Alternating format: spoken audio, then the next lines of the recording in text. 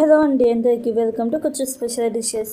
Tomato, పల్లీలు, పచ్చి కొబ్బరి ఇవేమీ లేకుండా అన్ని టిఫిన్లోకి చాలా రుచిగా ఉండేలాగా చట్నీ ఎలా చేసుకోవాలో చూపిస్తున్నాను. ఏ బ్రేక్ఫాస్ట్లోకైనా సరే చాలా టేస్టీగా ఉండిద్ది. ఎలా చేసుకోవాలో చూసేద్దాం. ముందుగా స్టవ్ ఆన్ చేసుకొని కడాయి పెట్టుకొని 2 టేబుల్ స్పూన్ల దాకా ఆయిల్ వేసుకొని ఒక మీడియం సైజ్ ఉల్లిపాయను పొడుగ్గా కట్ చేసుకొని వేసుకోండి. దీనిలోనే 1 ఇంచు దాకా చింతపండు, 5-6 వెల్లుల్లి రెబ్బలు వేసుకోండి. అలాగే 1 ఇంచు దాకా అల్లం పైన తొక్క తీసుకొని వేసుకోండి. అలాగే మీ కారానికి తగినంత పచ్చిమిర్చి వేసుకొని ఒక 2-3 నిమిషాల పాటు ఫ్రై చేసుకోండి. ఉల్లిపాయలు రంగు మారాల్సిన అవసరం లేదు. కొంచెం పింక్ కలర్కి వచ్చిన తర్వాత స్టవ్ ఆఫ్ చేసేసి వీటన్నిటిని మిక్సీ జార్లోకి వేసుకొని పూర్తిగా చల్లారనివ్వండి. పూర్తిగా చల్లారిన తర్వాత పుఠానీలు 1/2 కప్పు దాకా వేసుకోండి. అలాగే సాల్ట్ 1/2 టీ స్పూన్ దాకా వేసుకొని 1/2 గ్లాస్ దాకా నీళ్ళను వేసుకొని మెత్తగా గ్రైండ్ చేసుకోండి.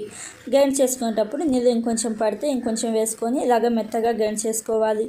గ్రైండ్ చేసుకున్న తర్వాత దీనిలోనే 1/2 కప్పు దాకా కొత్తిమీరను వేసుకొని ఒకసారి బాగా కలుపుకొని జస్ట్ ఒక 2-3 సార్లు పల్సులు ఇవ్వండి, సరిపోతుంది. అంటే మనకి కొత్తిమీర అక్కడక్కడ కనిపిస్తూ ఉండాలి. ఇలాగ జస్ట్ ఒకసారి గ్రైండ్ చేసుకున్న తర్వాత ఈ పచ్చడిని ఒక గిన్నెలోకి వేసుకోండి. గిన్నెలోకి వేసుకొని ఉప్పు సరిపోయిందో లేదో చూసుకొని అడ్జస్ట్ చేసుకోండి.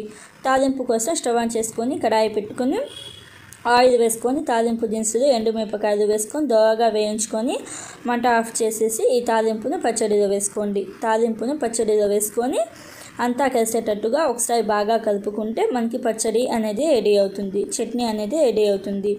ఏ టిఫిన్లోకైనా సరే చాలా టేస్టీగా ఉండిద్ది. ఇడ్లీ, దోశ కాకుండా వడ, పునుగులు, గారెల్లోకి అన్నిటిలోకి చాలా టేస్టీగా ఉండిద్ది. సింపుల్గా కూడా చేసుకోవచ్చు. ఇంట్లో పల్లీలు, పచ్చి కొబ్బరి లేనప్పుడు సింపుల్గా ఇలాగ చేయండి. చాలా టేస్టీగా ఉండిద్ది. ఒకసారి తప్పకుండా ట్రై చేసి మీకు ఎలా వచ్చిందో నా కామెంట్ బాక్స్లో చెప్పండి. Thank you.